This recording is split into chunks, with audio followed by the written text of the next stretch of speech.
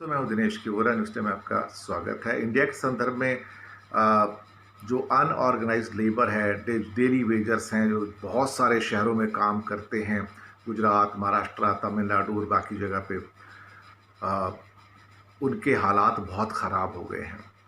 और अभी कुछ टाइम पहले सूरत के अंदर, गुजरात के अंदर काफ़ी वहाँ पे मज़दूरों ने प्रदर्शन किए थे और काफ़ी उनकी तस्वीरें भी आई थी।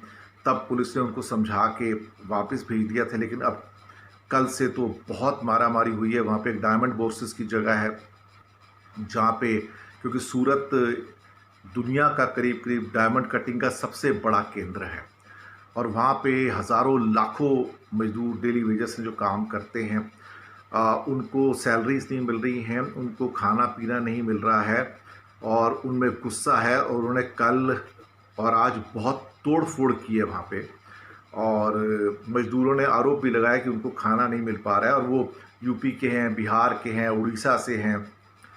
अब ये इतना हंगामा बढ़ चुका है कि अब पुलिस उनको समझाने में नाकामयाब हो रही है और अब प्रशासन सोच रहा है कि कैसे इनको वापस अपनी अपनी स्टेट के अंदर भेजा जाए।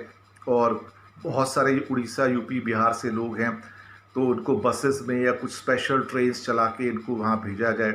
ये समस्या तो पूरे इंडिया के अंदर इस टाइम है कि हमारे यहाँ जो माइग्रेटरी जो लेबर है इंडिया के अंदर, वो ऑलमोस्ट करीब करीब 15-20 करोड़ की है।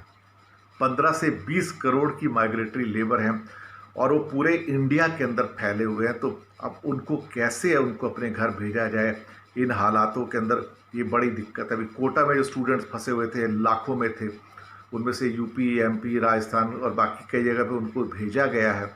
बिहार से तो बहुत नाराज़गी है, वो स्टूडेंट्स सड़कों पे बैठे हैं कि हमें बिहार सरकार वापस बुलाए बसेस को भेज के। बिहार नहीं कर रहा है। तो बिहार की अलूफनेस समझ नहीं आ रही बिल्कुल भी कि बिहार एक तरह से अपने ही बच्चों के साथ, अपने लोगों के साथ न्याय नहीं कर रहा है और उनकी मदद करने को तैयार ही नहीं है। तो ये नीतीश कुमार की सुशासन सरकार है। अब क्या कहा जाए साहब। तो ये अभी धीरे धीरे अब हालात बिगड़ रहे हैं और मुझे लगता है कि अगर कहीं ये लॉकडाउन और ज़्यादा बढ़ा तो ये मज़दूरों के जो हालात हैं ये और बिगड़ेंगे और आने वाले दिनों में ये प्रदर्शन आपको ज़्यादा मात्रा में देखने को मिलेंगे, क्योंकि यहाँ अब हंगर, भूख प्रिवेल कर रही है। लोगों के पास अब खाने को रोटी नहीं है। मेरी खुद कई एंटरप्रेन्योर से बात हुई है और उन्होंने कहा है कि वो इस हालात में नहीं है कि वो पेमेंट कर सकें इस समय। पिछले महीने तो उन्हें जैसे तैसे मजदूरों को पेमेंट किया, इस महीने तो बिल्कुल भी नहीं हो पाएगा। और एक दूसरी रिपोर्ट भी है आज एक और प्रोमिनेंट न्यूज़पेपर की, जिसने बताया कि पिछले एक महीने के अंदर 10 से 12 करोड़ वर्कर्स ऐसे हैं अनऑर्गेनाइज सेक्टर के, जिनको पिछले एक महीने से एक पैसा भी नहीं मिला है। और इस महीने और ज़्यादा ही संख्या बढ़ जाएगी जिनको पैसे नहीं मिलेंगे। हो सकता है ये 15 से 20 करोड़ लोग ऐसे होंगे जिनको कोई सैलरी या कोई भी वेजेस प्राप्त नहीं होंगे इस महीने, क्योंकि इसी महीने एक नया रिकॉर्ड पैदा हो गया इंडियन सब कॉन्टिनेंट में। अप्रैल ख़त्म होने को आया कि इंडिया में एक भी कार नहीं बिकी है। इंडिया में कारें आज से 100 साल से बिकती आ रही। पहले भी इंडिया में 100 साल पहले भी कारें बिकती थी, मैं आपको बताऊँ। तब इंग्लैंड वगैरह से आती थी, बाहर से आती थी, तो तब बिका करती थी। तब बनी बनाई आती थी, यहाँ बनती तो नहीं थी।